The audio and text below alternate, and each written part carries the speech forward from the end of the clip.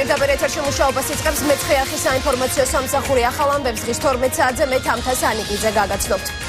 მიხეილ სააკაშვილი და ბიძინა ივანიშვილი ერთმანეთს ხვდებიან. პრეზიდენტი მომავალ პრემიერ-მინისტრს ავლაბრის რეზიდენციაში ესაუბრება. შეხვედრაზე მხოლოდ ფოტო და ვიდეო კამერებია დაშვებული. აუდიენციას ოპოზიციაში გადასული ხელისუფლებისა და ქართული ოცნების 4 კაციანი სამუშაო ჯგუფებიც ესწრებიან. ჩვენ წუთი-წუთზე ველოდებით რეზიდენციიდან სიგნალს, რომელიც ამ შეხვედრას ასახავს. ამ პირდაპირ ჩართვას ჩვენ გამოშვების მსვლელობისას შემოგთავაზებთ. მანამდე კი რა მიზანი აქვს დღევანდელ შეხვედრაზე, რაზე შეიძლება პრეზიდენტმა და ქართული ოცნების ლიდერმა ერთმანეთის პირისპირ ისაუბრონ. ამ კითხვებზე ჯერ მხოლოდ ვერსიების დონეზე არსებობს პასუხები. ჩვენ შეკითხვებს ახლა ღია ეთერში პოლიტიკის მეცნიერებათა დოქტორი ექსპერტი ზურა ბაბაშიძე უპასუხებს, რომელიც ღია ეთერში გვერდება. მადლობა ბატონო ზურა, გადაცემაში მონაწილეობისთვის და ჩემი პირველი შეკითხვა, თქვენი აზრით რა არის მთავარი მიზანი დღევანდელი შეხვედრის და რაზე შეიძლება საუბრობდნენ დღეს მიხეილ სააკაშვილი და ბიძინა ივანიშვილი? კონკრეტული თემები ნამდვილად არ ვიცი, მაგრამ ზოგადად ალბათ საუბარი იმაზე იქნება, თუ როგორ უნდა მოხდეს ხელისუფლების რაც შეიძლება უფრო მტკივნეულოდ გადაცემა და რაც შეიძლება სწრაფად და ნორმალურად გავიაროთ ეს პერიოდი. მე პირადად უაღრესად კმაყოფილი ვარ, არ მინდა ახლა ზედმეტად ისეთი ვიყო, ასე ვთქვათ, აჟიტირებული, რომ ამ დღეს მოვესწარით, როდესაც საქართველო ნამდვილად დაადგა დემოკრატიის გზას. დემოკრატია მოგეხსენებათ მხოლოდ ერთი არჩევნების დღეს და არჩევნების შემდეგ არ შენდება მის დამკვიდრებას დრო დაჭირდება, მაგრამ ის რაც ჩვენში მოხდა ბოლო დღეებში, მე ვფიქრობ, რომ ძალიან სერიოზული თვისებრივი წინგადადგმული ნაბიჯი იყო და ესეც აი დღევანდელი შეხვედრაც კიდევ ერთი ნაბიჯია ასეთი, ასე ვთქვათ, დემოკრატიული ნაბიჯ წინსვლისა. დემოკრატია თავისთავად ცუდი სისტემაა, მაგრამ დანარჩენი სულ ყველა უარესია. ამიტომ უნდა შევეჩვიოთ ჩვენ, რომ ამ დემოკრატიულ რეალობაში ბევრი სირთულე იქნება, მაგრამ სხვა გზა არ არსებობს. რთული გზა, მაგრამ ჩვენ მხოლოდ ამ გზით უნდა ვიაროთ. არაძალადობრივი გზით და ასეთი, ასე ვთქვათ, აი ნამდვილად ჭეშმარიტად დემოკრატიული ევროპული სახელმწიფოს შენების გზით, რასაც უკვე შედეგები მოაქვს. ბატონო ზურა, ხომ არ ფიქრობთ, რომ დღევანდელი აუდიენცია ატარებს ფორმალურ ხასიათს და ეს არის შეხვედრა შეხვედრისთვის, თუ მას აქვს კონკრეტული დატვირთვა და მიზანი? არა, მას აშკარად აქვს კონკრეტული დატვირთვა და მიზანი. ბატონი სააკაშვილი პრეზიდენტია, ახალი გუნდი მოვიდა ხელისუფლებაში, უამრავი საკითხია დარწმუნებული ვარ დაკავშირებული იმასთან, თუ როგორ უნდა მოხდეს, ვიმეორებ ამ ხელისუფლების გადაცემა, როგორ უნდა მოხდეს ამ ორი შტოს თანამშრომლობა, პრეზიდენტის ინსტიტუტი მხედველობაში, მთავრობა, პარლამენტთან დაკავშირებით იქნება უამრავი საკითხები, იქნება კონკრეტული პრაქტიკული საკითხები. ასე რომ ეს თავის საზოგადოებისთვისაც ძალიან კარგი სიგნალია. ესეთ ახლა ეს რაღაც სტაბილურობის განცდას ამკვიდრებს, ახლა ზოგი კმაყოფილია, ზოგი უკმაყოფილოა. ამ საზოგადოებას ჭირდება კიდევ ერთი, ასე ვთქვათ, აი ასეთი გზავნილი იმისა, რომ საქართველო აი ნამდვილად, ასე ვთქვათ, აი ცივილიზებული გზით მიდის და არჩევნების შემდეგაც ჩვენ ვაგრძელებთ ასე ვთქვათ, კონსტიტუციის ფარგლებში კანონიერ წინსვლას. ასე რომ ეს ნორმალური რამ არის. ევროპის ქვეყანაში ასეთი რამ ხდება, შეიძლება ხელისუფლებაში, მთავრობაში იყოს სხვა პარტია, პრეზიდენტი შეიძლება სხვა პოლიტიკურ ძალას წარმოადგენდეს, არის ასეთი მაგალითები, თუნდაც საფრანგეთში ყოფილა ასეთი შემთხვევა, რასაც მე ახლა ესე უცბად ვიგონებ. ასე რომ ეს გზაც უნდა გავიაროთ ჩვენ და ეს ნამდვილად კიდევ დამატებითი ნაწილი იქნება ჩვენი დიდი გამოცდილებისა, რაც ამ არჩევნებში მივიღეთ. ხო, მაგრამ ხელისუფლების გადაბარების პროცესში ბატონო ზურა ჩართული არის ორი სამუშაო ჯგუფი, როგორც კოალიცია ქართული ოცნებიდან, ასევე ხელისუფლებიდან და უკვე ორი შეხვედრაც გამართეს, მათ სადაც კონკრეტული პროცესები და ხელისუფლების გადაბარების პროცესში კონკრეტულ გეგმებს განიხილავენ ისინი. მაშინ რა საჭირო იყო ორი ლიდერის, ამ შემთხვევაში სააკაშვილისა და ივანიშვილის შეხვედრა? ხომ არ ფიქრობთ, რომ ეს გარკვეულწილად იყო საერთაშორისო საზოგადოებისა და თანამეგობრობის მოთხოვნაც? შეიძლება იყო ასეთი მოთხოვნაც, რეკომენდაციაც, უფრო სწორად, მაგრამ სამუშაო ჯგუფები სწორედ იმისათვის არსებობენ, რადგან შემდგენ პირველი პირების შეხვედრა მოხდეს. ვფიქრობ, რომ ამ ჯგუფების შეხვედრებზე სწორედ ასეთი ლიდერების შეხვედრაზეც იყო საუბარი და სწორედ მათ მოამზადეს ეს შეხვედრა, რომელიც დღეს შედგება, რამდენადაც მე ვიცი.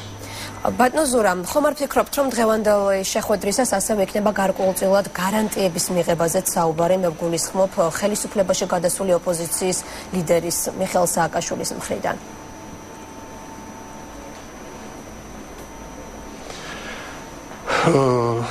ვერ გეტყვით ახლა ჩემთვის რთულია ამ კითხვაზე პასუხის გაცემა. შეიძლება იყოს რაღაც გარკვეული პოლიტიკური გარანტიების საკითხი წაბოჭრილი. მე ესე ვხედავ უფრო თქვენს კითხვაში ამას ვხედავ რაღაც პოლიტიკური გარანტიები, რომ ასე ვთქვათ, ესეც კანონიერების ფარგლებში და კონსტიტუციის ფარგლებში და არა იმ თვალსაზრისით, რომ ვიღაცამ რაღაც დააშავა, ვთქვათ, რაღაცა უკანონო ჩაიდინა და მას ვაპატიოთ. არა, ამაზე ალბათ საუბარი არ იქნება, უფრო საუბარი იქნება რაღაცა პოლიტიკურ გარანტიებზე იმ თვალსაზრისით, რომ ყველაფერი კანონიერების ფარგლებში ხდებოდეს. ბატონო ზურა, მე უნდა შეგაწყვეტინოთ, თუმცა რა თქმა უნდა თქვენ რჩებით პირდაპირ ეთერში ხაზზე, ჩვენ ახლა ვიღებთ სიგნალს ავრაპურის რეზიდენციიდან, სადაც ვხედავთ, რომ ბიძინა ივანიშვილი თავის სამუშაო ჯგუფთან ერთად, რომელშიც 4 ადამიანი შედის, უკვე მივიდა ავლაბრის რეზიდენციაში. პირველ რიგში ერთმანეთს ხელი ჩამოართვეს მიხეილ სააკაშვილმა და ბიძინა ივანიშვილმა, იყო პროტოკოლური ფოტოების გადაღება. შემდეგ უკვე მიხეილ სააკაშვილთან მივიდნენ ირაკლი ღარიბაშვილი, შინაგან საქმეთა მინისტრობის კანდიდატი, სოზარ სუბარი, საშუალო ახსნილების მინისტრობის კანდიდატი, ასევე ირაკლი ალასანია, იქვე იმყოფებოდა სამუშაო ჯგუფის მეოთხე წევრიც, ამის შემდეგ უკვე მხარეებმა დატოვეს ავლაბრის რეზიდენციის ეზო, სადაც მხოლოდ ვიდეო და ფოტოკამერები იყო დაშვებული და უკვე გადაინაცვლეს სამუშაო შეხვედრაზე. ამ შეხვედრაზე სამწუხაროდ არ აქვს ჟურნალისტებს საშუალება, რომ შევიდნენ თუნდაც რამდენიმე წუთით, იქ მხოლოდ ფოტო და ვიდეო კამერები არის დაშვებული. ჩვენ გვექნება შემდეგ უკვე საშუალება, რომ უშუალოდ შეხვედრის ამსახველი კადრები ვიხილოთ გამოშვების მსვლელობისას. თქვენ ახლა კადრში ხედავთ ავლაბრის რეზიდენციას, სადაც რამდენიმე წუთის წინ მივიდნენ კოალიცია ქართული ოცნების ლიდერი ბიძინა ივანიშვილი და ქართული ოცნების 4 კაციანი სამუშაო ჯგუფის წევრები.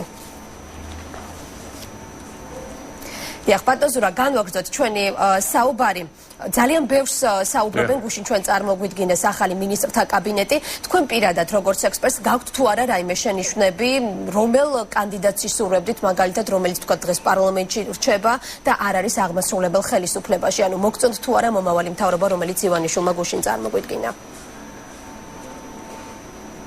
ერთ ფრაზას დავამატებდი თუ შეიძლება იმ ინფორმაციასთან დაკავშირებით, რაც ახლა მოვისმინე, რომ შეხვდნენ ერთმანეთს ხელი ჩამოართვეს.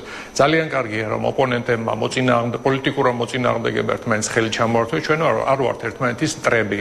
ამაზე ბატონი ბიძინა დიდხანს საუბრობდა, მან გამარჯვების შემდეგაც ხაზგასმით თქვა და მე ვფიქრობ, რომ მისი დამსახურება ძალიან დიდია, რომ არჩევნებმა და შემდგომ პერიოდმა ასე მშვიდობიანად ჩაიარა. ხელი ყველა უნდა ჩამოართვას ერთმანეთს. ჩვენ არ ვართ მტრები ერთმანეთისა, ვიმეორებთ და ძალიან სასიამოვნო მოსასმენი იყო თავისთავად ეს, რომ ოპონენტები ხვდებიან ერთმანეთს ხელს აღარ, მაგრამ შეიძლება საუბარი იყოს ძალიან პრინციპული, რთული, ხისტი, სხვადასხვა ტერმინი შეიძლება ვიფიქროთ, მაგრამ ეს უნდა დავამკვიდროთ ჩვენს პოლიტიკაში, რომ ჩვენ ერთმანეთის მტრები არ ვართ და არავის მტრობა საერთოდ არ გვინდა. ახლა რაც შეეხება მთავრობას, ჩემი აზრით ძალიან კარგი შემადგენლობაა. როგორც ჩანს, მთავარი ნიშანი არის პროფესიონალიზმი. მე დავიწყებ ჩემი სფეროდან ქარბატონი მაია ფანჯიკიძე, ძალიან გამოცდილი დიპლომატია. იგი 15 წელი მუშაობდა თუ მეტი არა ჯერ გერმანიის საელჩოში, შემდეგ ნიდერლანდებში იყო ელჩი, მანამდე მრჩევლად მუშაობდა გერმანიაში, ელჩი იყო გერმანიაში საქართველოს, ის ძალიან კარგი სპეციალისტია, გერმანისტია. კარგი მამიშვილი, ასე რომ ჩემი აზრით ძალიან პროგრესული და სწორი გადაწყვეტილებაა. რაც შეეხება სხვა მინისტრებს, მთავრობის სხვა წევრებს, ასევე იცით რა, არა მაქვს ახლა მე ვისაც ვიცნობ პირადად, მათ მიმართ არანაირი შენიშვნა არ მაქვს. მაგალითად, ძალიან მხოლოდ კარგის შემილია თქმა თავდაცვის მინისტრის პოსტთან და მის, ასე ვთქვათ, ახალ მინისტრთან დაკავშირებით. მე ვფიქრობ, რომ ბატონი დავით უსუფაშვილი იქნება პარლამენტის ძალიან კარგი თავმჯდომარე. მე ვიცი, რომ სამედიცინო მუშაკები, სამედიცინო წრეებში ძალიან კმაყოფილები არიან, რომ ამირა გამყრელიზე დაბრუნდა კარგად ვიცნობ ბატონ ირაკლი ღარიბაშვილს, მასთან თანამშრომლობდა ენციკლოპედია, რომელიც მთავარი რედაქტორი მე გახლავარ წლების მანძილზეა იმ ქართულ ფონდთან. თეატრულუკენი ყველას ვერ ჩამოვთვლი. ბატონ სოზარ სუბარს კარგად ვიცნობ, ბატონ პაატა ზაქარეიშვილს, და ასე შემდეგ, ყველა ძალიან დროს დაიკავე. არ მაქვს მართალი რო გითხრათ, ეხლა შენიშვნები, გამოცდილი ხალხია, პროფესიონალები არიან, ცხოვრებისეული გამოცდილება აქვს, ჭაღარა აქვს თავში ზოგიერთებს, მამაკაცებს უმთავრესად.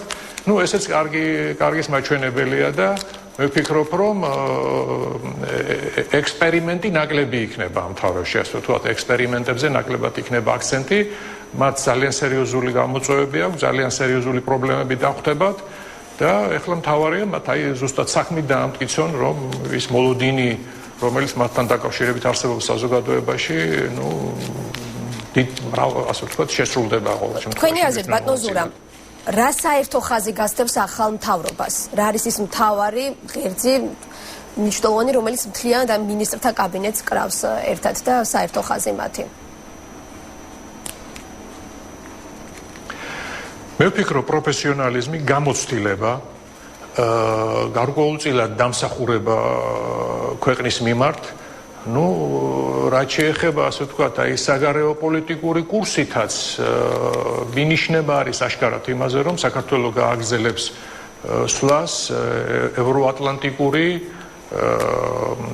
კურსით და ასე ვთქვათ, ბატონი ირაკლი, ქალბატონი მაია, სხვა ელჩები, რომლებიც ვიცი რომ ასევე იქნებიან ამ სამთავრობო გუნდში, სწორედ იმაზე მიანიშნებს, რომ ეს კურსი ნამდვილად გაგრძელდება და შეიძლება უფრო ინტენსიურად და უფრო დინამიურადაც.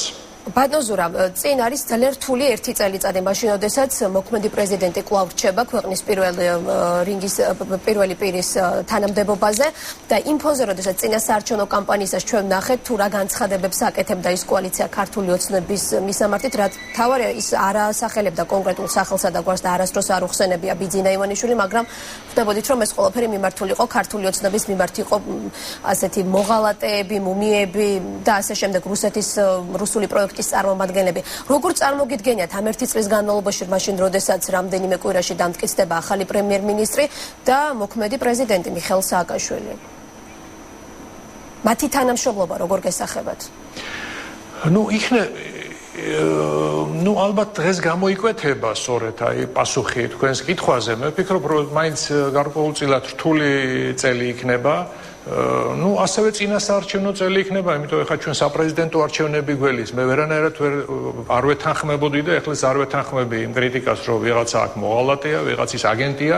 არ ვიცი ეხლა დავით კირვალიძე რატო აგენტია, ან ვთქვათ ლევან ყიფიანი, ან გურამ მოდიშარია, ან რევას შავიშვილი, ნოდარ ჯავახიშვილი, რა ვიცი რომელი ერთი დავასახელო ახლა ამ მთავრობიდან.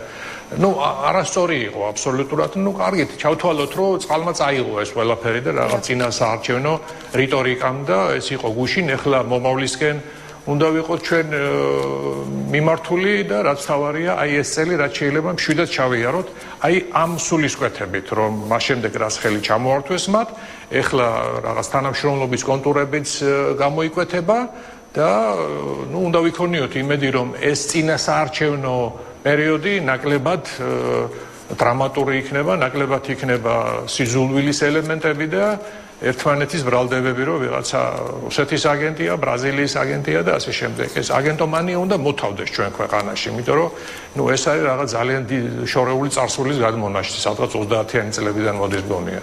ძალიან დიდი მადლობა ბატონო ზურა, იმისათვის რომ დაგვთანხმდით და იყავით ჩვენი სტუმარი, პოლიტიკის მეცნიერებათა დოქტორი, ექსპერტი ზურა აბაშიძე პასუხობდა ჩვენ შეკითხვებს პირდაპირ ეთერში. ჩვენ ისევ უნდა დაუბრუნდეთ რამდენიმე წუთში ავლაბრის რეზიდენციას, სადაც დღის მთავარ თემას ჩვენი კორესპონდენტი იმედა დარსალია აშუქებს, თუმცა მანამდე გაგაცნობთ განცხადებას, რომელიც რამდენიმე წუთის წინ აფხაზეთის დე-ფაქტო პრეზიდენტმა გააკეთა.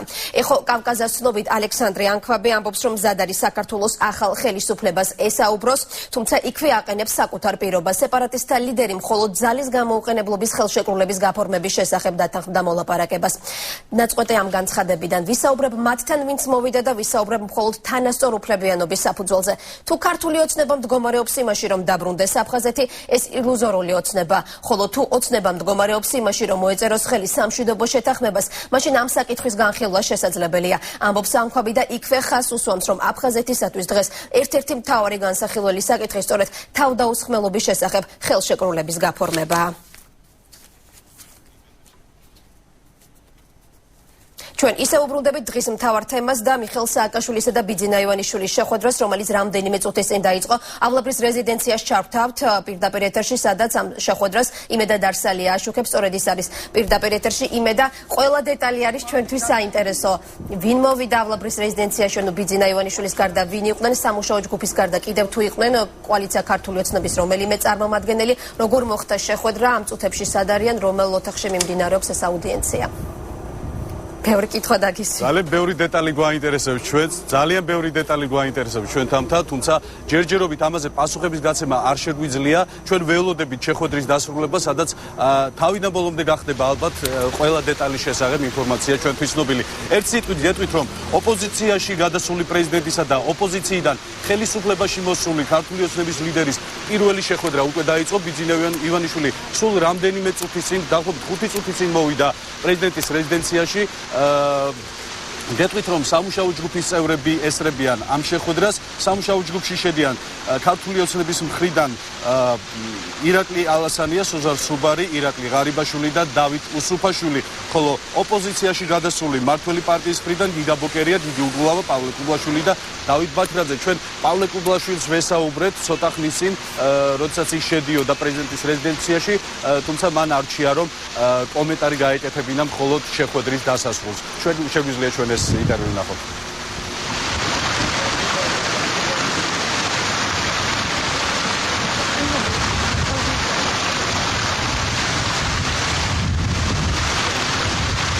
მე ვფიქრობ, რომ ამ ეტაპზე ყველაზე მნიშვნელოვანი არის ის პროცესი, რაც მიმდინარეობს, როდესაც საპარლამენტო ხელისუფლება იცვლება, როდესაც საპარლამენტო ხელისუფლება კომპლექტდება ახალი უმრავლესობით. აქედან გამომდინარე, ეს იქნება ძირითადი თემა, ალბათ საუბრის. ყველა სხვა საკითხთან დაკავშირებით ჯობია, რომ უშუალოდ შეხვედრის მონაწილეებმა გააკეთონ შემდგომში კომენტარი. თამთა პირდაპირ იმ დეტალებზე, რაც ძალიან გაინტერესებს როგორც თქვენ, ასევე ჩვენ და მაყურებელს, შეხვედრის შემდეგ ვისაუბრებთ აუცილებლად. გმადლობთ იმედა, როგორც ჩვენ კადრებიდან ვნახეთ, მხოლოდ ერთი წამით შეხედეს პირისპირ ბიძინა ივანიშვილმა და მიხეილ სააკაშვილმა, ძირითადად ორივე ლიდერი იყურებოდა ფოტო და ვიდეო კამერებისკენ. იმედა დარსალიას ჩვენ ბუნებრივია დღის განმავლობაში რამდენჯერმე დაუბრუნდებით. სისხლის სამართლის რეფორმა, სასამართლოს დეპოლიტიზირება, საპროცესო შეთანხმების ინსტიტუტის გადახედვა. ეს იუსტიციის მინისტრობის კანდიდატის პრიორიტეტებია. თეა წულუკიანმა საკუთარ გეგმებზე ეკაბერიძის გადაცემაში ვრცლად ისაუბრა. მომავალი მინისტრი გეგმავს წლების განმავლობაში დახურული სამინისტროს საჯარო გახსნას და საზოგადოებასთან იკონტაქტოს მუდმივად. ასევე იმუშაოს დარგის სპეციალისტებთან, მოწვეულ ექსპერტებთან და არასამთავრობო სექტორთან ერთად. წულუკიანის დაპირებით გადაიხედება და თავიდან დაიწყება ყველა იმ გახმაურებული საქმის გამოძიება, რომელთა მიმართ დღემდე არსებობს პასუხგაუცემელი კითხვები. მინისტრობის კანდიდატს კონკრეტული გეგმა აქვს საპროცესო შეთანხმების ინსტიტუტის შესახებაც. იდეა დარჩება, თუმცა თავისუფლებით ვაჭრობის მექანიზმი გაუქმდება. წულუკიანმა ჯერ ისევ მოქმედ მინისტროსაც ისაუბრა და თქვა, რომ ზურაბადეიშვილი მისი ინფორმაციით საქართველოდან უკვე წასულია. სამართლებრივი სისტემის ჩამოყალიბების პროექტი, მაგრამ უსამართლოდ დაიჩაგრა ბევრი ადამიანი. ზურაბადეიშვილმა ჩემთვის რამდენად ცნობილია დაყარა საქმეები, პირდაპირ შეიძლება ითქვას, უშველა საკუთარ თავს, მას ასე გონია ამ ეტაპზე და მიატოვა ამხელა უწყება. ესოდენ საპასუხისმგებლო საქმე და უზარმაზარი სტრუქტურა და უამრავი ადამიანი და გაუჩინარდა. უნდა ჰქონდეს მოსამართლის თავისუფლება. ამიტომ მე ვიღებ ვალდებულებას და თან დავალება მაქვს ასეთი ბიძინა ივანიშვილის მხრიდან, რომ გავათავისუფლოთ ნაბიჯ-ნაბიჯ პროკურატურის მხრიდან, აღმასრულებელი ხელისუფლების მხრიდან მოსამართლეები, მანამ სანამ მივალთ უშუალოდ სასამართლო რეფორმამდე, რაც აუცილებლად მოხდება მას შემდეგ, რაც პარლამენტი ამუშავდება ეფექტიანად და სრულფასოვნად. მთელი ჩემი დიდი პატივისცემისა, მიუხედავად ამ პროფესიისადმი, პროკურორებს მე მინდა უთხრა დღესვე ერთი რამ, მათ ეყვარდება ძალიან ღირსეული, პატიოსანი და პროფესიონალი ხელმძღვანელი არჩილ კბილაშვილის სახით, მაგრამ ჩემგან მინდა იცოდნენ, რომ პროკურორის ფუნქცია არ არის სისხლის სამართლის საქმის უსამართლო ჭრაკერვა და ადამიანების ბედის ისე გაუკუღმართება, რომ მას აღარ ჰქონდეს არანაირი იმედი, რომ ერთ დღეს ფეხზე დადგება. პროკურორის როლი არის სამართლიანობის დაცვა, საზოგადოების დაცვა კრიმინალისგან და ქცევა კანონის შესაბამისად, რომელიც როგორც ვთქვით, უნდა ვაქციოთ სამართლიანად. დაუბრუნდით პირდაპირ ეთერში. თბილისში კიდევ ერთი საიდუმლო დოკუმენტაცია განადგურდა. პირადობის მოწმობების ასლები, გლდანის მაჟორიტარობის კანდიდატის სახელზე დაწერილი წერილები და კონკრეტული პირის პოლიტიკური შეხედულებების ამსახველი სიები. ამჯერად გლდანში ნავთობსადენის 58 კილომეტრზე დაწვეს. თუმცა განადგურებას გადარჩენილი რამდენიმე მტკიცებულება კამერამ მაინც დააფიქსირა. ნეიტრალური ოპოზიცია საეჭვოა. ასეთი სტატუსები გასდევს საიდუმლო სიებში ჩამოთვლილ ადამიანებს. იურისტები კანონდარღვევაზე საუბრობენ და გამოძიების დაწყებას ითხოვენ. არჩევნების შემდეგ ეს დოკუმენტაციის განადგურების პირველი შემთხვევა არ არის. ასეთი სიები მე-9 ოქტომბერს გლდანის ნაგავსაყრელზეც იპოვა. რამდენიმე დღეში კი საეჭვო საბუთები ლისის ტბაზე გაანადგურეს. წარმომადგენლების დავალებით დოკუმენტაცია დაწვეს. ამ მის ჩამდენი პირები ძალიან კარგად აცნობიერებდნენ, რომ კანონდარღვევას ჩადიოდნენ და ეს იყო კანონით აკრძალული საქმიანობა. შესაბამისად ეს არის მცდელობა კვალის დაფარვის და მტკიცებულებების განადგურების. იურისტები ასე ვამბობთ ხოლმე ასეთ შემთხვევაში. ამიტომ მე ვფიქრობ, რომ საგამოძიებო ორგანოები ძალიან სერიოზულად უნდა დაინტერესდნენ ამ დოკუმენტაციით. პარტიებმა დღეს სახელმწიფო აუდიტს ანგარიშები უნდა ჩააბარონ. საუბარია იმ სუბიექტებზე, რომლებმაც საარჩევნების დროს საარჩევნო კოდექსით დადგენილი ხმების საჭირო რაოდენობა დააგროვეს. ანგარიშებში დეტალურად უნდა იყოს გაწერილი, რა ოდენობის თანხა დაიხარჯა კონკრეტული პარტიის მხრიდან წინა საარჩევნო კამპანიისას. მითითებული უნდა იყოს თანხის მიღების წყაროც. ხაშურის 2 საარჩევნო უბნის შედეგებს თავიდან დაითვლიან. მეორე და მე-13 უბნის მაჟორიტარული არჩევნების შედეგები ბათილად გამოცხადდა. გადაწყვეტილება რაიონულმა სასამართლომ უკვე გამოიტანა. მოსამართლის გადაწყვეტილებით შედეგებს ხელახლა შეაჯამებენ პირველ და მე-9 უბნებზე.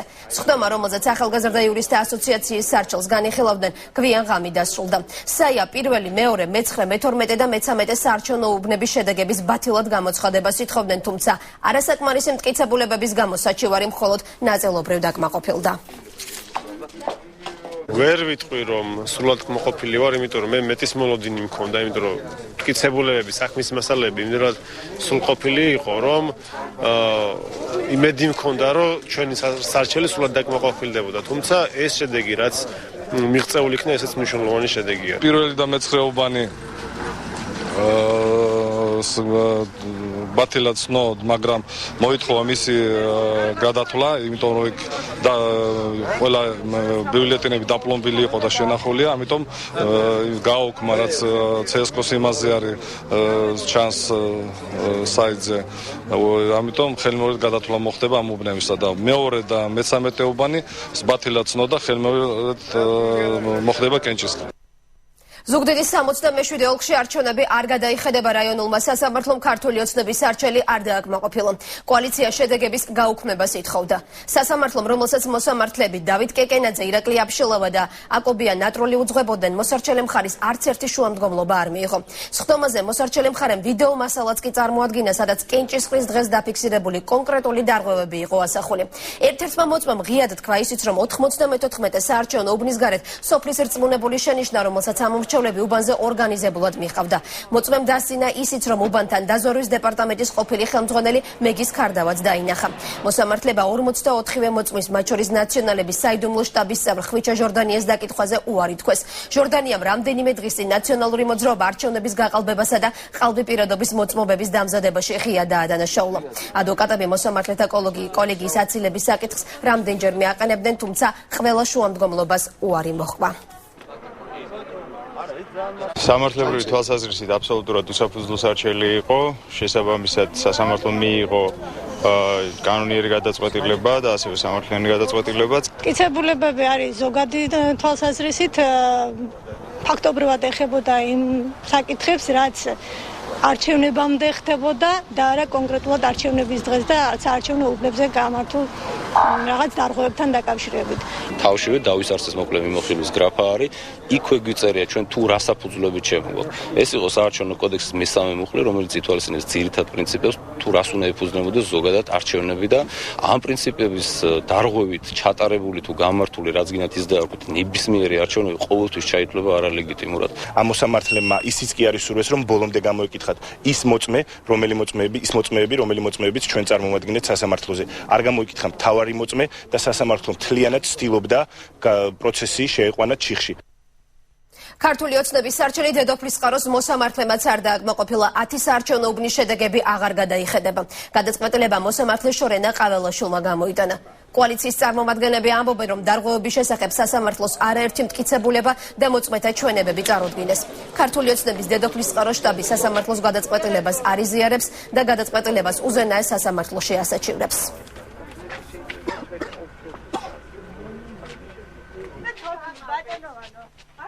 ჩემი პირადობა დარჩა ქალაქ თელავში. როცა ჩამოვედი საბათლოში, არჩევნების დროს 5 წამოიღეს დედაჩემი ცუდად არის ხმის მისაცემად. მკითხეს რატო არ ახარ შენ იქა? მეთქი პირადობა არა მაქვს აქ.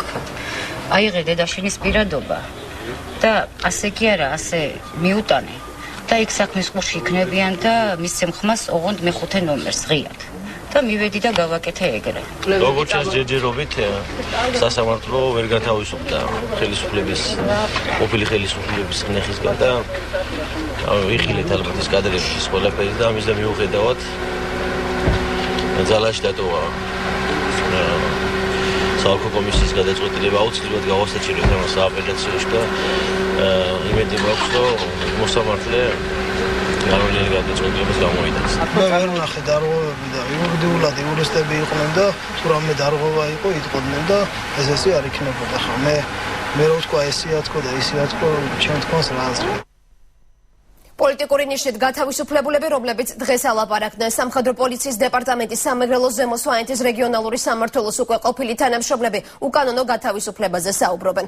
ამბობენ, რომ ბაჩუ ახალაიას თავდაცვის მინისტრად შინაგან საქმეთა მინისტრად დანიშვნიდან რამდენიმე კვირაში უშუალოდ მეგის ქარდავას ხელმძღვანელობით სამმართველოდან 80-მდე თანამშრომელი გაუშვეს. ყოფილი სამხედროები იხსენებენ, რომ მათთვის არავის უთქვამს სამსახურიდან დათხოვნის რეალური მიზეზი და არც კომპენსაცია არ გადაუცემიათ. თავისუფლებული თანამშრომლები აცხადებენ, რომ ახალაიამ საკადრო გადაწყვეტილებების საკუთარი პოზიციების გამტკიცების მიზნით მიიღო და სამმართველოში საკუთარი გარემოცვა მიიყვანა.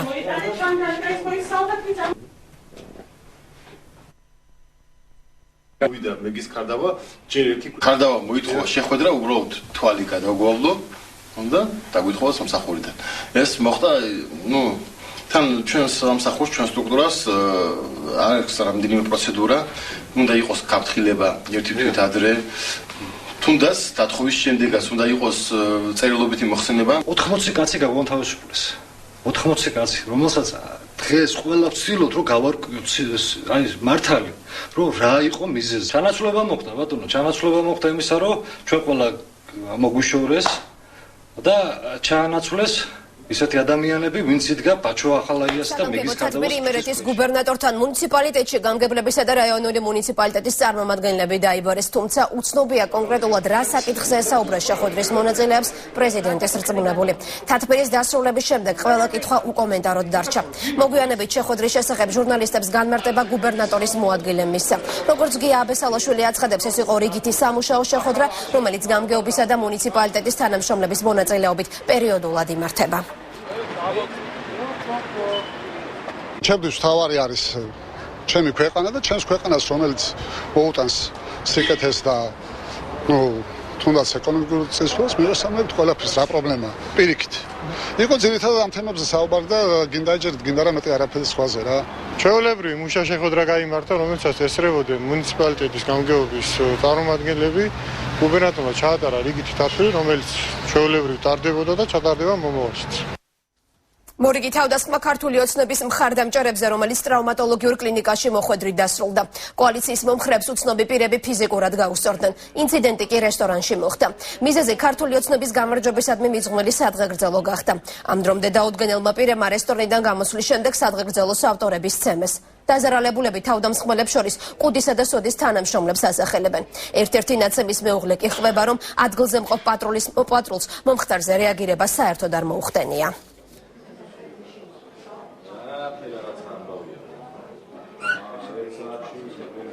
მკვიროდნენ, სოდელი ვარ, თანამშრომელი ვარ, თქვენი ესე ანუ ფიზიკური სიტყვერი შეურაცხყოფით მკვიროდნენ, ვინ ხარ თანამშრომლები, მე უწმაწური სიტყვები, მე ვარ თანამშრომელი, გამოდით, ვინ ახართ ესეთი რაღაცები.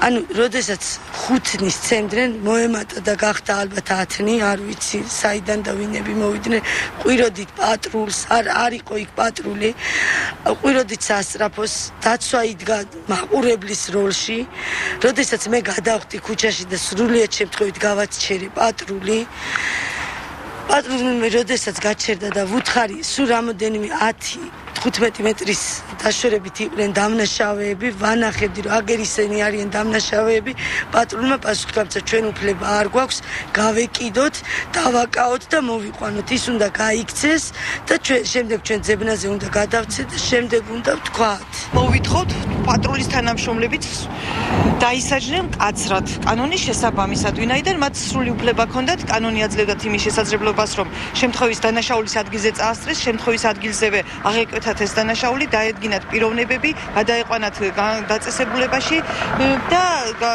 გამოძიება დაიწყებოდა და დღეს ფაქტურად საძიებელი არ ექნებოდა გამოძიებას იმ პიროვნების ვინაობის დადგენა. შემოყვანილი პაციენტებიდან ერთ-ერთს მამაკაც აღენიშნებოდა მარცხენა მხრის სახსრის ამოვარდნილობა, მეორე მამაკაც კვირის ტავის მოტეხილობა და მარცხენა წვირის მოტეხილობა და ქალბატონს ცხრილისა და ტერფის სულების მოტეხილობა. შესაბამისად იქნა გამოძახებული კონსულტანტები, ნეიროქირურგი, ყმასახის ქირურგი, აღმოუჩნდათ სათანადო დახმარება. საკადრო ცვლილება შეიარაღებული ძალების გაერთიანებულ შტაბს ხელმძღვანელი შეეცვალა. პრეზიდენტის ბრძანებით შტაბის უფროსი გიორგი კალანდაძე გახდა. შესაბამისი ინფორმაცია ქვეყნის პირველი პირის ადმინისტრაციამ გაავრცელა. მანამდე კალანდაძე შტაბის ხელმძღვანელის მოადგილის პოსტს იკავებდა. იყო სახმელეთო ჯარების სარდლის მოვალეობის შემსრულებელიც. შეგახსენებთ, რომ კალანდაძემდე გაერთიანებულ შტაბს დევი ჭანკოტაძე მეთაურობდა.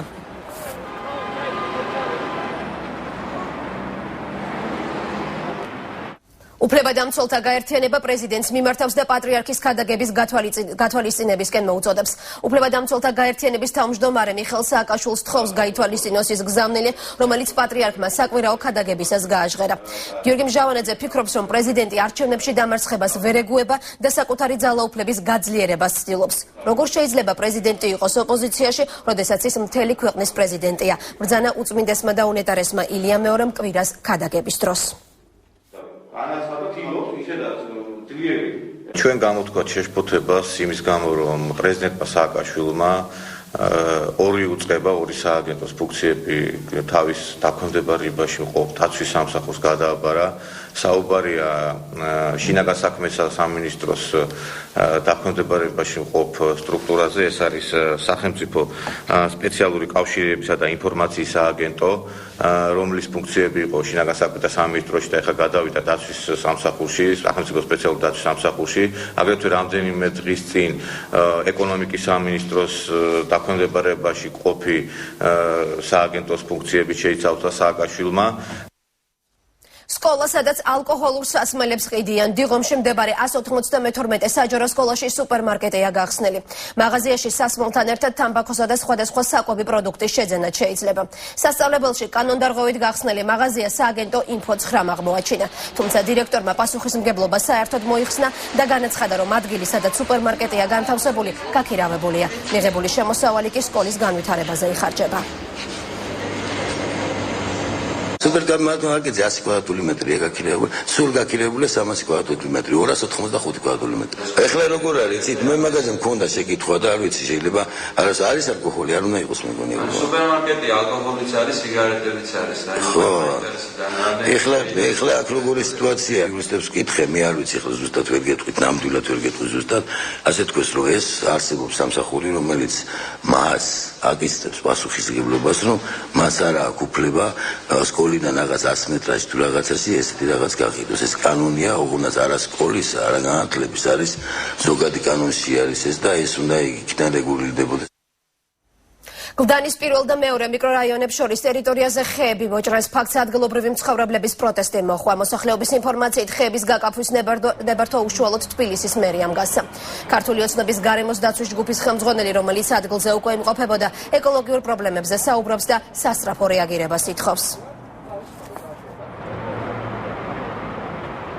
აქ კონკრეტულად საუბარია ვინმე ზურაბ კირკიტაძეზე, კომპანია BMS წარმომადგენელზე, მაგრამ ისეთ საქმეები, რა თქმა უნდა, გამოძიებული იქნება კონკრეტული დანაშაულებრივი კავშირების დადგინდება და დაიჯება როგორც დამკვეთი დანაშაულის, ასევე ნებართვის გამცემი, რომელმაც დაარღვია კანონი და ჯანსაღი ხეების ჭრის უფლება მიცემა. ესეთი სადისტური მოპყრობა ბუნებასთან არ აქვს არავის ამისი უფლება მოიქცეს ნებისმიერ ქვეყანაში. არც ერთი ცივილიზებული ქვეყანა ამას არ მოითმენს.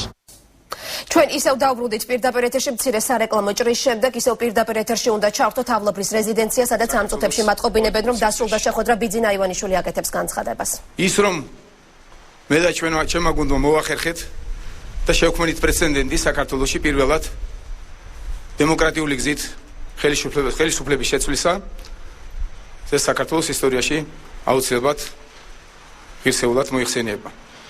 ის რომ ჩვენ მოვახერხეთ თელი წლის განმავლობაში ყველა უღირსო ქცევას ჩვენი ოპონენტების მხრიდან ღირსეულად პასუხობდით, სწორედ ეს გახლავთ დღევანდელი შეხვედრის მიზეზიც და გაგრძელება მისი.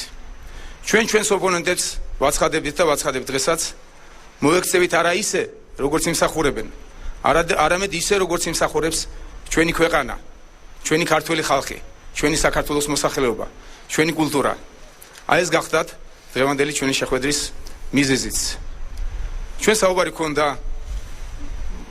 საგარეო პოლიტიკაზე, ქონდა შეხედულებებზე და ესე შემდგომ იქ თანხმედრაში მოდის ის საგარეო პოლიტიკა, რაც ჩვენ ორივე მხარეს გაცხადებული ქონდა, რომ ევროპა და ევროატლანტიკური სივრცე, რომ აუცილებლად ჩვენი სტრატეგია გაგრძელება იქნება წინა ხელისუფლების, ჩვენი სწრაფვა იქნება განუხრელად ევროპისაკენ და აუცილებლად საქართველო მოახერხებს უახლოეს დროში გახდეს ნატოს წევრი ქვეყანა. აი დაახლოებით ესეთი ტიპის საუბარი ქონდა. კარგია რომ ჩვენ მოვახერხეთ შეხვედრა, იმ მოახერხა თვითონ სააკაშვილმა ის განცხადება, რაც მე შეუქეი, რომელიც მან გააკეთა არჩევნების პროცესში და არჩევნების ბოლოს. ჩვენი დღევანდელი შეხვედრაც ემსახურება იმას, რომ ჩვენ ვაჩვენოთ, რომ ჩვენ ვართ კულტურული ერი, ჩვენ ვიწყებთ ახალ ცხოვრებას და ჩვენს ოპონენტებს ყოველთვის ღირსეულად მოექცევით. დიდი მადლობა. მე მინდა ყველას გითხრათ, რომ დღეს არის ისტორიული პროცესი. პირველად ამ რეგიონში, პოსტსაბჭოთა სივრცის ამ ნაწილში ხდება აღმასრულებელი ხელისუფლების უმეტესი ფუნქციების მშვიდობიანად დემოკრატიულ ფარგლებში გადაცემა. ქართულმა ხალხმა გააკეთა თავის არჩევანი. ჩვენ ყოველთვის ვამბობდით და ვიტყვით მომავალში, რომ ქართველი ერის არჩევას ჩვენ ვცოდეთ პატივს. ქართველი ხალხი არის უზენაესი მოქმედი პირი ქვეყანაში, რომელიც განსაზღვრავს პოლიტიკურ პროცესებს. ჩვენ ვილას ვისაუბრეთ და რა თქმა უნდა, არავისთვის არ არის მოულოდნელი, რომ ჩვენ შორის რჩება ფუნდამენტური განსხვავებები ძალიან ბევრ პოლიტიკურ საკითხზე, ძალიან ბევრ ეროვნულ საკითხზე. მაგრამ ჩვენ როგორც პასუხისმგებლობის მქონე ხელისუფლება, მე როგორც პრეზიდენტი, რომელიც არის კონსტიტუციის გარანტი, უზრუნველყოფ, რომ გადასვლა მთავრობების ფუნქციებს შორის მოხდეს ყოველგვარი ექსცესების გარეშე, მოხდეს ისე, როგორც არასდროს არ მომხდარა საქართველოს ისტორიაში, მოხდეს ქართველი ხალხის ინტერესების სრული გათვალისწინებით, მოხდეს პოლიტიკური პროცესების დემოკრატიულ ჩარჩოებში შენარჩუნების სრული ინტერესებიდან გამომდინარე. ჩვენ უნდა შევინარჩუნოთ დემოკრატია, მივახციოთ იმას, რომ თავისუფალი არჩევნები საქართველოში მომავალშიც გაგრძელდეს, რომ დემოკრატია საქართველოში პირიქით გაძლიერდეს და საშუალება იქნეს ყოველთვის მისი განვითარების და ქართულ ხალხს შეექმნას უკეთესი პერსპექტივები. მე როგორც პრეზიდენტი და ჩვენ ყველანი ვიზრუნებთ იმაზე, რომ ქართული ხალხის ინტერესები იქნას დაცული, ეს იყო ყოველთვის რაც მამოძრავებდა, ეს იქნება ჩემი მამოძრავებელი ძალა მომავალ თვეებში, მომავალ წლებში, მომავალ ჩემს და ყველა ჩემი თანამებრძოლის მოღვაწეობაში. ამიტომ მე ფიქრობ, ის რაც მოხდა ამას ქართველი ხალხი ყველა თავისებურად შეაფასებს ყველაფერს უნდა დრო რომ ბევრი რამე დაინახო და გაანალიზო მაგრამ ახლა ყველანი უნდა ვიყოთ კონცენტრირებული მომავალზე ყველანი უნდა ვიყოთ კონცენტრირებული ჩვენი ხალხის კეთილდღეობაზე მიუხედავად ფუნდამენტური განსხვავებებისა და ასთა სხვადასხვაობისა პრაქტიკულად უმეტეს საკითხებზე ჩვენ მოვახერხეთ და ვახერხებთ ამ პროცესის სამართლებრივად კონსტიტუციურად სწორ ჩარჩოებში წარმართვას მე მგონი ეს არის მთავარი რასაც ყველამ დღეს ხაზი უნდა გაუსვათ ამიტომ მინდა ჩვენ ხალხს უსურვო წარმატება დარწმუნებული ვარ რომ საქართველოს ექნება ძალიან მაგარი მომავალი და ჩვენც ვაპირებთ ამ მომავლის მნიშვნელოვანი ნაწილი ვიყოთ როგორც ამ ქვეყნის მოქალაქეები და როგორც პოლიტიკოსები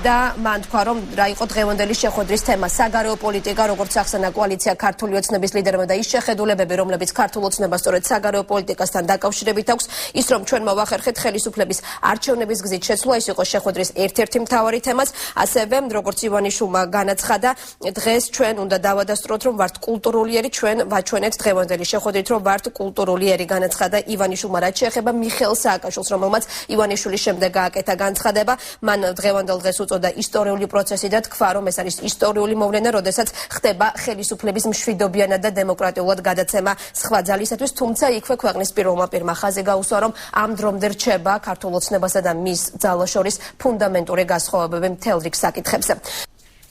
დავუბრუნდით ისევ პირდაპირ ეთერში და ისევ დავუბრუნდებით დღის მთავარ თემას. ცოტა ხნის წინ ბიძინა ივანიშვილისა და მიხეილ სააკაშვილის შეხვედრა ავლაბრის რეზიდენციაში უკვე დასრულდა. გაკეთდა განცხადებებით მე დარწმუნებული ვარ რომ საქართველოს ექნება წარმატებული მომავალი და ჩვენ ვიქნებით ამ მომავლის მონაწილეები როგორც მოქალაქეებად ასევე როგორც პოლიტიკოსებად განაცხადა მიხეილ სააკაშვილმა. ბიძინა ივანიშვილმა კი თქვა რომ დღეიდან იწყება ახალი ცხოვრება. უფრო კონკრეტულად რა გზავნილები გაჟღერდა როგორც ივანიშვილის ასევე მიხეილ სააკაშვილის გამოსვლების დროს და რა შეფასებები გაკეთდა უკვე ამ შეხვედრის დასრულების შემდეგ იმედა დარსალია მუშაობს ავლაბარში და ის კიდევ ერთხელ ჩაგვართვება პირდაპირ ეთერში იმედა გისმენთ თამთა თავდაპირველად გეტყვი რომ შეფასებებს ორივე მხარემ თავი აარიდა რამდენიმე წუთის წინ დატოვა ბიძინა ივანიშვილმა პრეზიდენტის რეზიდენცია მან კომენტარი არ გააკეთა და თქვა რომ ის კომენტარს საკუთარ ოფისთან გააკეთებს შესაბამისად მეცხრე არხის ჯგუფები მას უკვე ელოდებიან საკუთარ ოფისთან ბიძინა ივანიშვილმა შეხვედრაზე პირველმა დაიწყო მიმართვა მან ხაზი გაუსვა რომ ეს არის ჯანსაღი პოლიტიკის გაგრძელება რომელიც ქართულმა ოცნებამ შემოიტანა საქართველოს პოლიტიკურ სივრცეში რომ მათ შექმნეს პრეცედენტი ქვეყანაში დემოკრატიული გზით ხელისუფლების შეცვლის. ყველა უღირს ქცევას ოპონენტების მხრიდან ღირსეულად ვუპასუხეთ ამბობს ბიძინა ივანიშვილი. ჩვენს ოპონენტებს მოვექცევით არა როგორც თავად იმსახურებენ, არამედ როგორც ამას ჩვენი ქვეყანა იმსახურებს. ასევე მან თქვა რომ საქართველო გახდება ნატოს წევრი ქვეყანა. შეგვიძლია მას მოусმინოთ.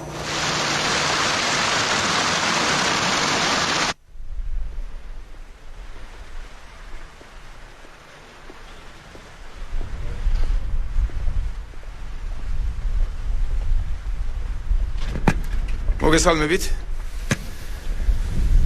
ჩვენი დღევანდელი შეხვედრა გახლდათ გაგრძელება იმ ჯანსაღი პოლიტიკისა, რომელიც მე და ჩემმა გუნდმა შემოვიტანეთ საქართველოს პოლიტიკურ სივრცეში.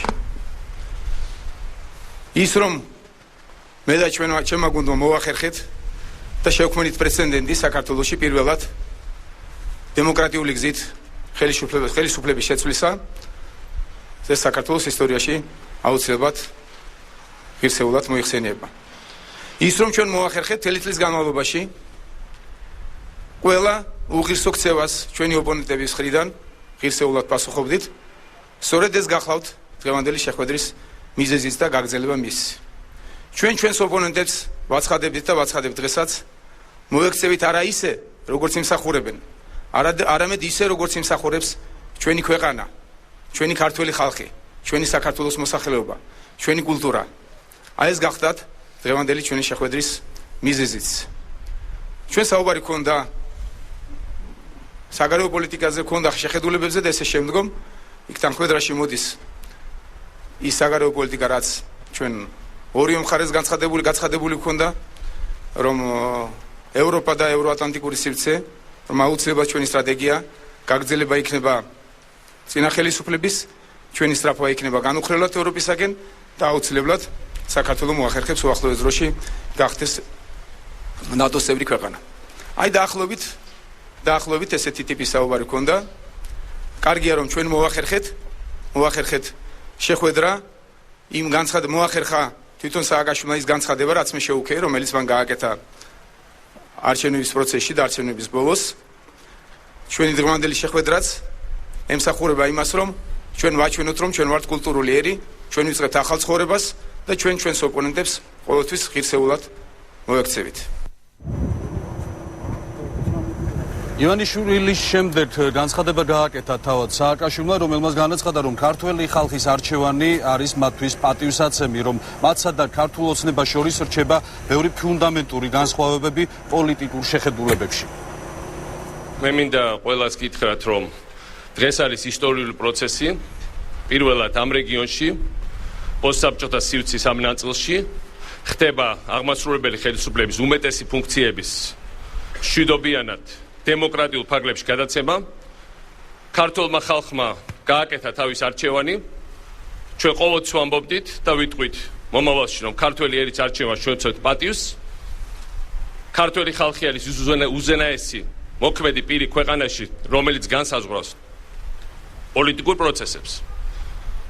ჩვენ ვილას ვისაუბრეთ და რა თქმა უნდა, არავისთვის არ არის მოულოდნელი, რომ ჩვენ შორის რჩება ფუნდამენტური განსხვავებები ძალიან ბევრ პოლიტიკურ საკითხზე, ძალიან ბევრ ეროვნულ საკითხზე. მაგრამ ჩვენ როგორც პასუხისმგებლობის მქონე ხელისუფლება, მე როგორც პრეზიდენტი, რომელიც არის კონსტიტუციის გარანტი, უზრუნველყოფ, რომ გადასვლა მთავრობების ფუნქციებს შორის მოხდეს ყოველგვარი ექსცესების გარეშე, მოხდეს ისე, როგორც არასდროს არ მომხდარა საქართველოს ისტორიაში, მოხდეს ქართველი ხალხის ინტერესების სრული გათვალისწინებით, მოხდეს პოლიტიკური პროცესების დემოკრატიულ ჩარჩოებში შენარჩუნების სრული ინტერესებიდან გამომდინარე. ჩვენ უნდა შევინარჩუნოთ დემოკრატია, მივახციოთ იმას, რომ თავისუფალი არჩევნები საქართველოში მომავალშიც გაგრძელდეს, რომ დემოკრატია საქართველოში პირიქით გაძლიერდეს და საშუალება იქნეს ყოველთვის მისი განვითარების და ქართულ ხალხს შეექმნას უკეთესი პერსპექტივები.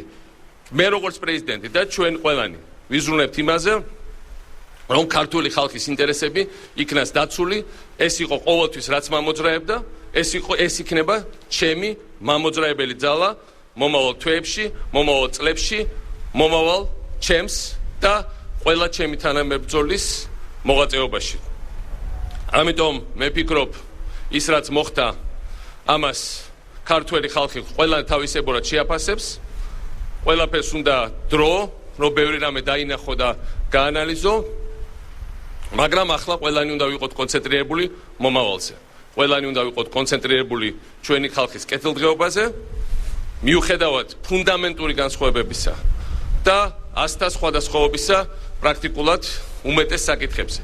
ჩვენ მოვახერხეთ და ვახერხებთ ამ პროცესის სამართლებრივად, კონსტიტუციურად სწორ ჩარჩოებში წარმართვას. მე მგონი ეს არის მთავარი, რასაც ყველამ დღეს ხაზი უნდა გაუსვათ. ამიტომ მინდა ჩვენ ხალხს უსურვა წარმატება. დარწმუნებული ვარ, რომ საქართველოს ექნება ძალიან მაგარი მომავალი და ჩვენც ვაპირებთ ამ მომავლის მნიშვნელოვანი ნაწილი ვიყოთ როგორც ამ ქვეყნის მოქალაქეები და როგორც პოლიტიკოსები.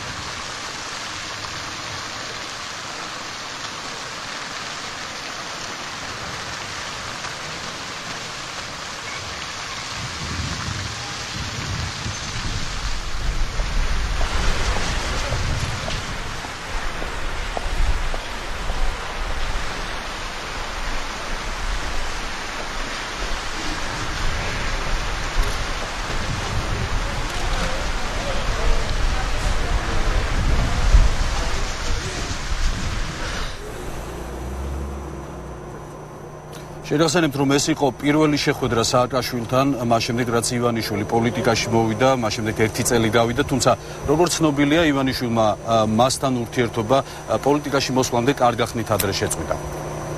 გმადლობთ, იმედ ეს იყო პირდაპირი ჩართვა ავლაბრის რეზიდენციიდან და იმედად არსალია, როგორც მოვისმინოთ, ბიძინა ივანიშვილი ჟურნალისტებს შეპირდა, რომ კოალიციის ოფისთან კიდევ ერთ განცხადებას გააკეთებს ამ შეხვედრის შესახებ და ამ განცხადებას ჩვენ ბუნებრივია მომდევნო გამოშვებებში შემოგთავაზებთ.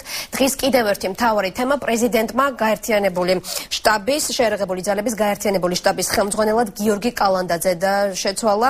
დანიშნა უფრო სწორად ამ თანამდებობაზე მანამდე ამ პოსტს იკავებდა დევი ჭანკოტაძე, რა გახდა ხელისუფლების გადაბარების პროცესში ასეთი გადაწყვეტილების მიზეზი. ჩვენი სამხედრო მიმომხილველი გიორგი სხვითავა შემოგვიერთდა სტუდიაში. გიორგი, მოგესალმები.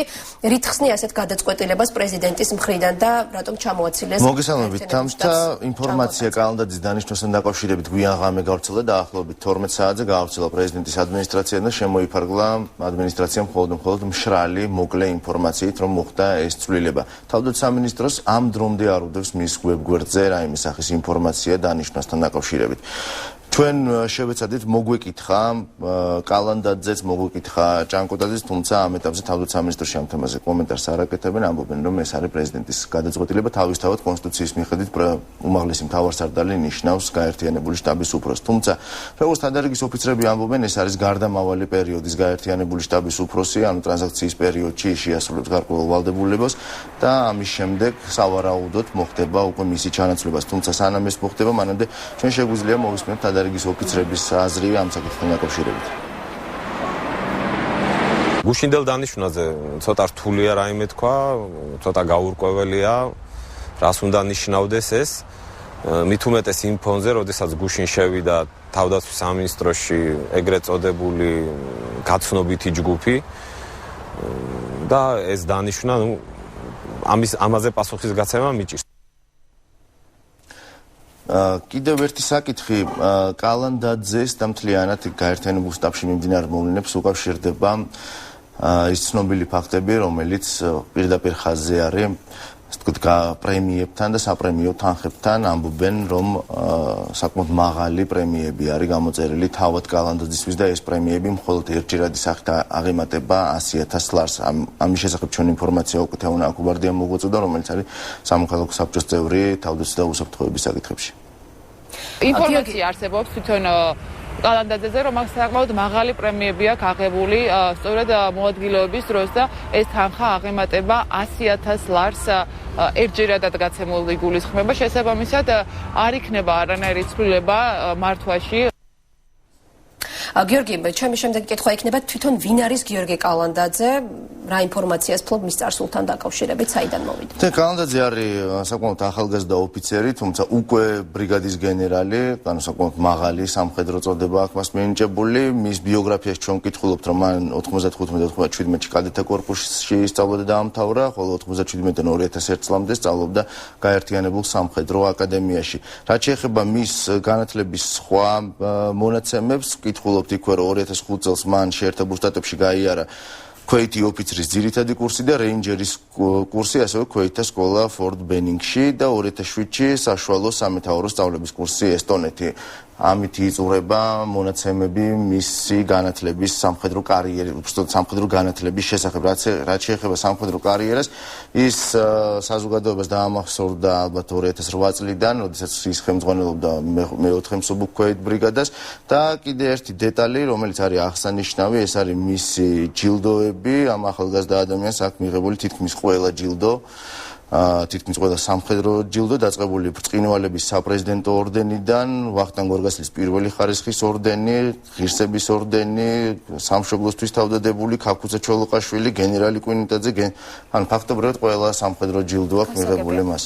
გიორგი, ორ კვირაში დაახლოებით უკვე ახალი მინისტრი მევა, თუმცა მანამდე საკუთარ წარმომადგენელს მიავლენს ქართული ოცნება თავდაცვის სამინისტროში. უნდა ველოდოთ თუ არა მანამ სანამ ირაკლი ალასანია ოფიციალურად გახდება თავდაცვის მინისტრი, კიდევ ესეთი ტიპის საკადრო ცვლილებებს.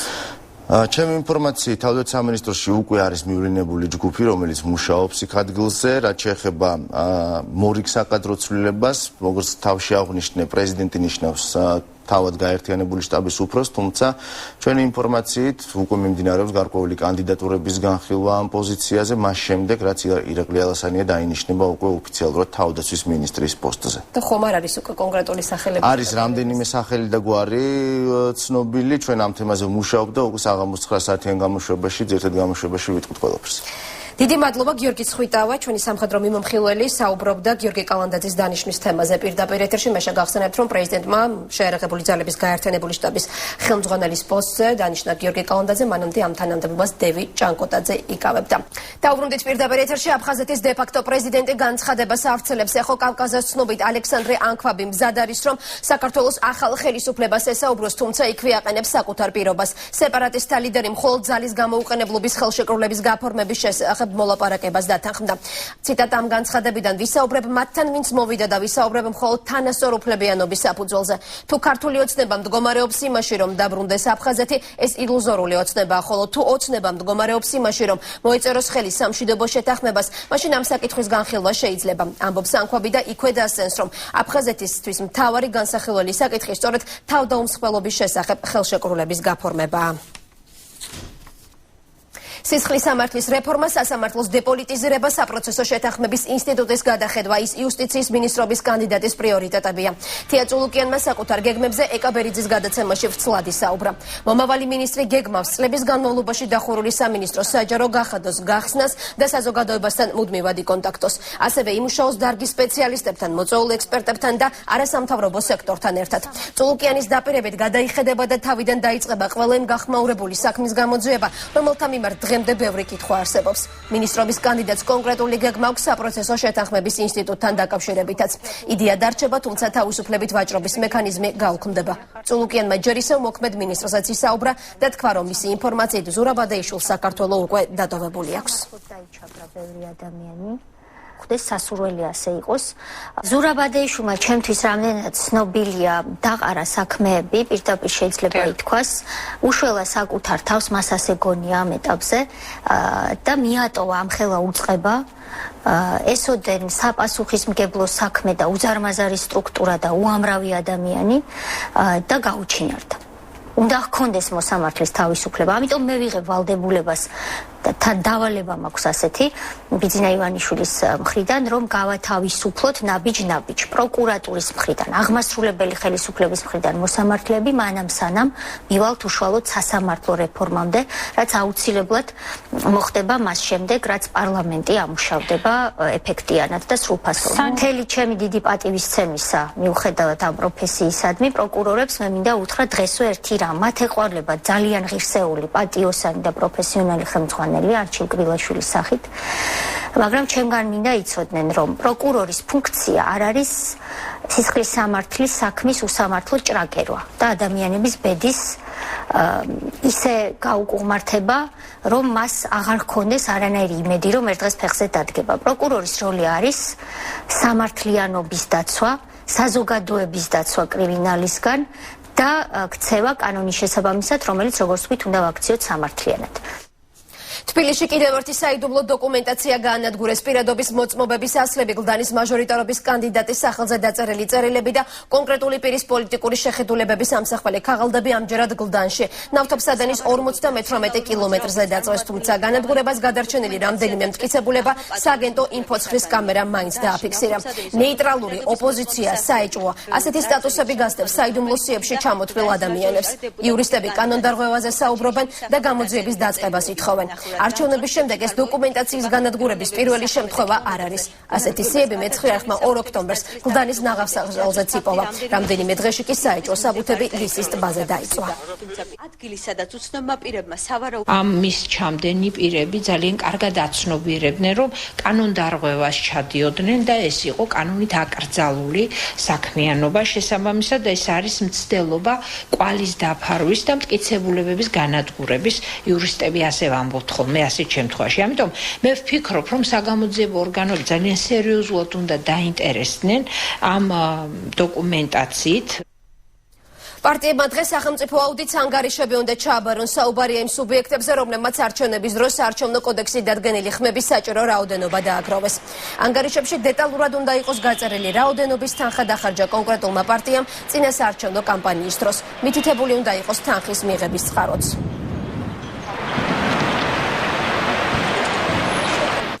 ხაშურის ორი საარჩევნო უბნის შედეგებს თავიდან დაითვლიან მეორე და მე-13 უბნის მაჟორიტარული არჩევნების შედეგები კი ბათილად გამოცხადდა.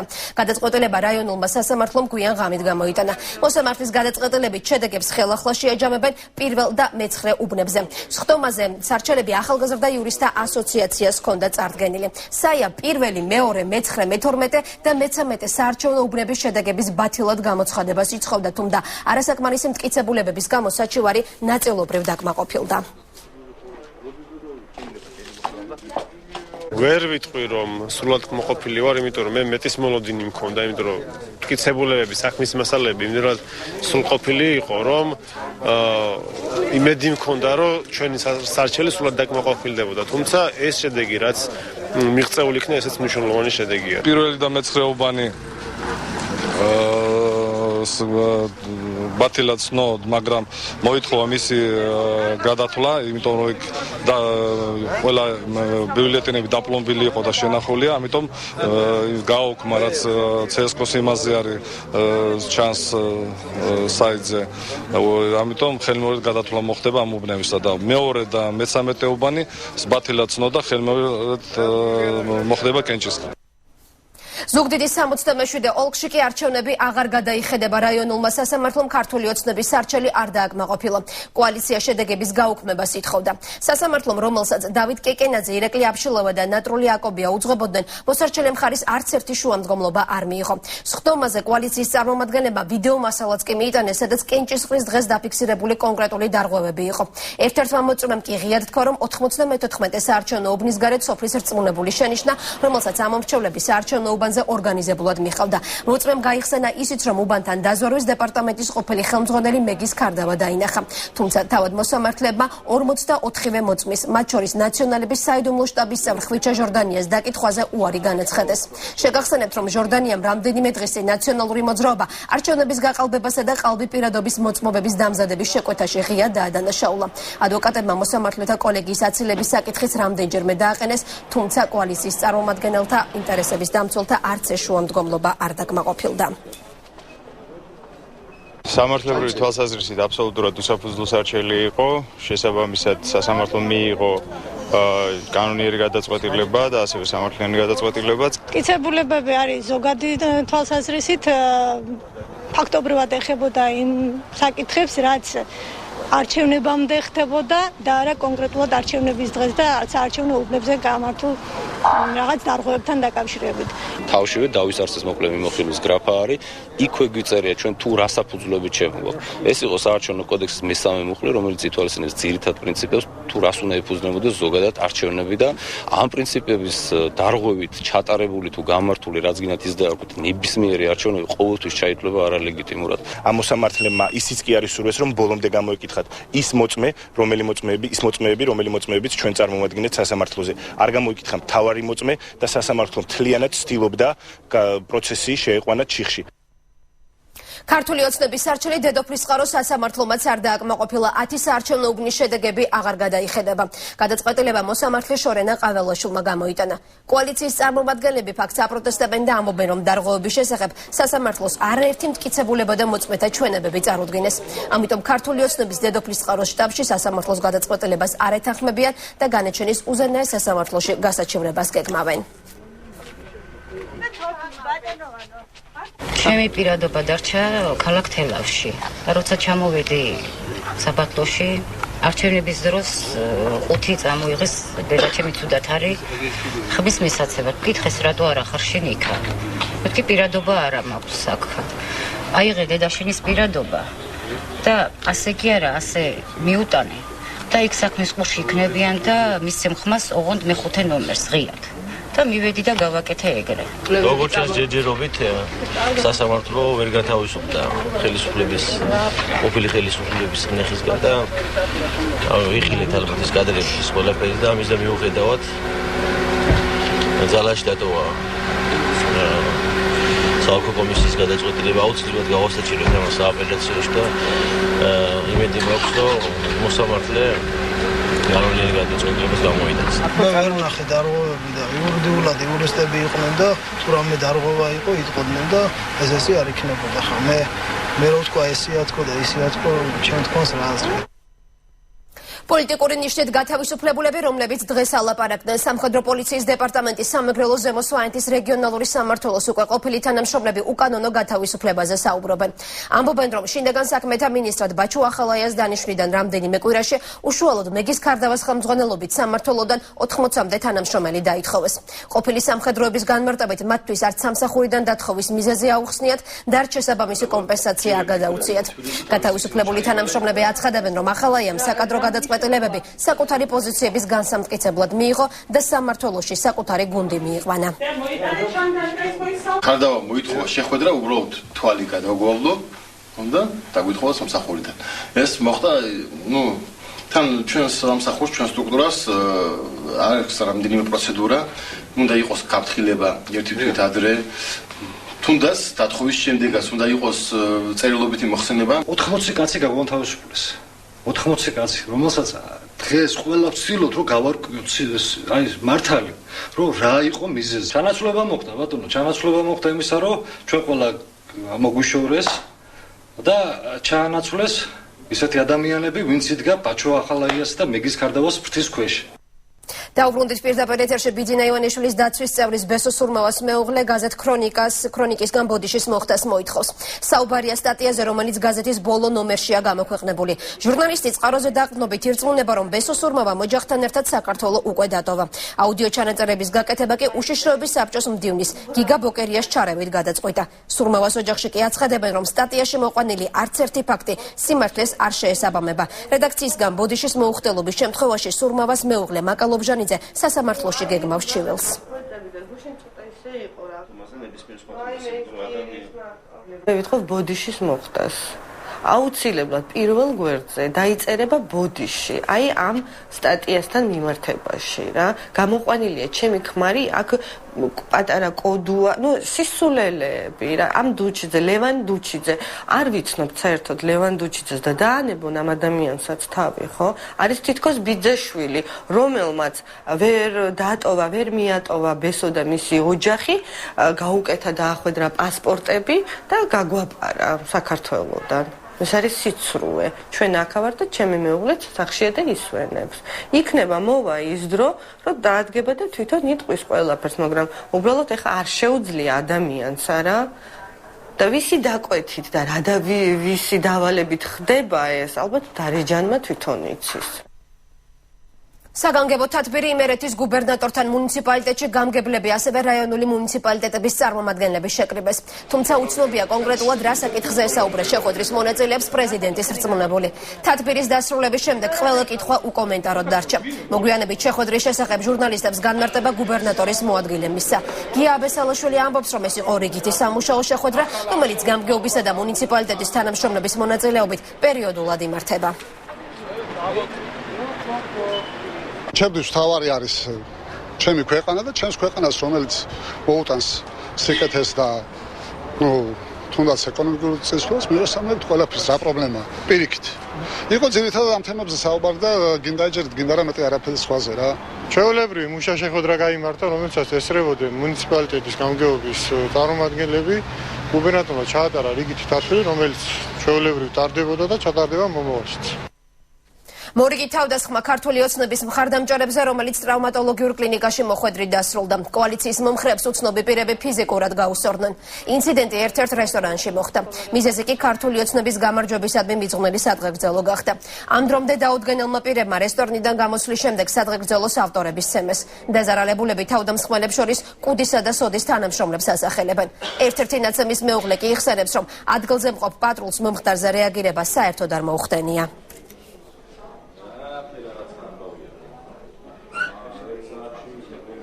ყვიროდნენ, სოდელი ვარ, თანამშრომელი ვარ, თქვენი ესე ანუ ფიზიკური სიტყვერი შეურაცხყოფით ყვიროდნენ, ვინ ხარ თანამშრომლები, მე უწმაწური სიტყვები, მე ვარ თანამშრომელი, გამოდით, ვინ ახართ ესეთი რაღაცები.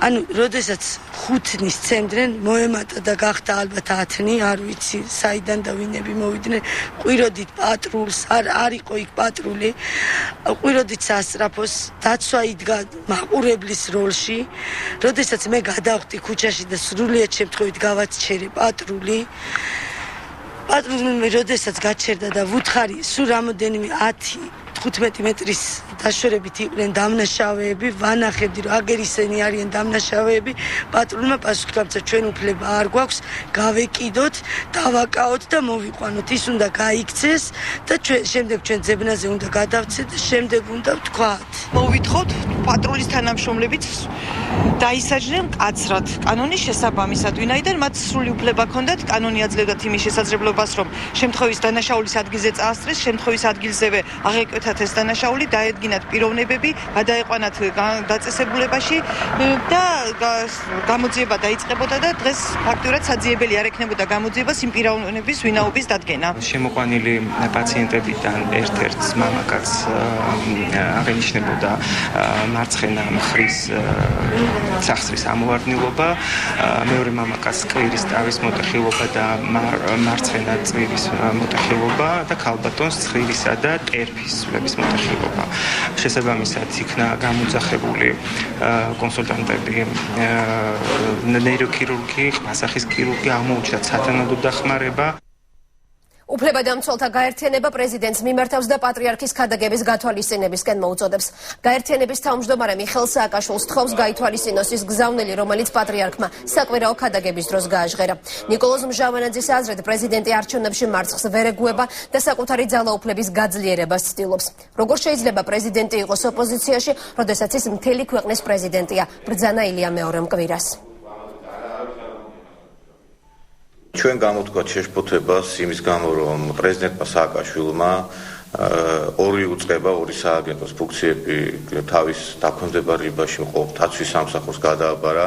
საუბარია შინაგან საქმესა სამინისტროს დაქვემდებარებაში მყოფ სტრუქტურაზე, ეს არის სახელმწიფო სპეციალური კავშირებისა და ინფორმაციის სააგენტო, რომლის ფუნქციები იყო შინაგან საქმეთა სამინისტროში და ეხლა გადავიდა დაცვის სამსახურში, სახელმწიფო სპეციალური დაცვის სამსახურში, აგრეთვე რამდენიმე დღის წინ ეკონომიკის სამინისტროს დაქვემდებარებაში ყოფი სააგენტოს ფუნქციები შეიცავდა სააკაშვილმა.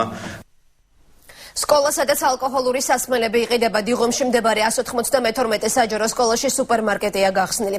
მაღაზიაში სასმელთან ერთად თამბაქოსა და სხვადასხვა საკვები პროდუქტის შეძენა შეიძლება. სასწავლებელში კანონდარღვევით გახსნილი მაღაზია სააგენტო ინფოცხრამ აღმოაჩინა.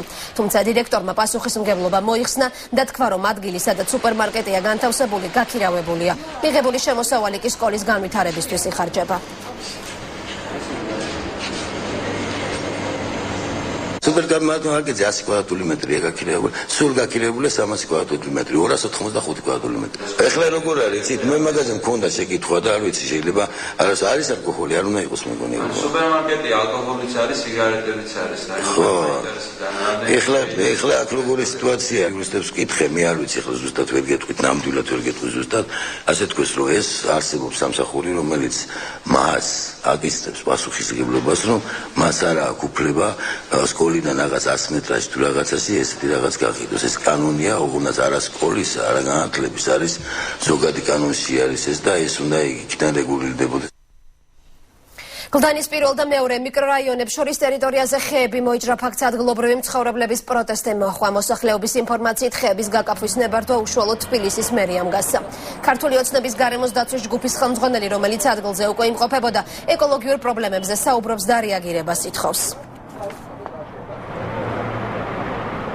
აქ კონკრეტულად საუბარია ვინმე ზურაბ კირკიტაძეზე, კომპანია BMS წარმომადგენელზე, მაგრამ ისეთ საქმეები, რა თქმა უნდა, გამოძიებული იქნება კონკრეტული დანაშაულებრივი კავშირების დაგინდება და დაიჯება როგორც დამკვეთი დანაშაულის, ასევე ნებართვის გამცემი, რომელმაც დაარღვია კანონი და ჯანსაღი ხეების ჭირს უფლება მიცემა. ესეთი სადისტური მოპყრობა ბუნებასთან არ აქვს არავის ამისი უფლება მოიქცეს ნებისმიერ ქვეყანაში. არც ერთი ცივილიზებული ქვეყანა ამას არ მოითმენს.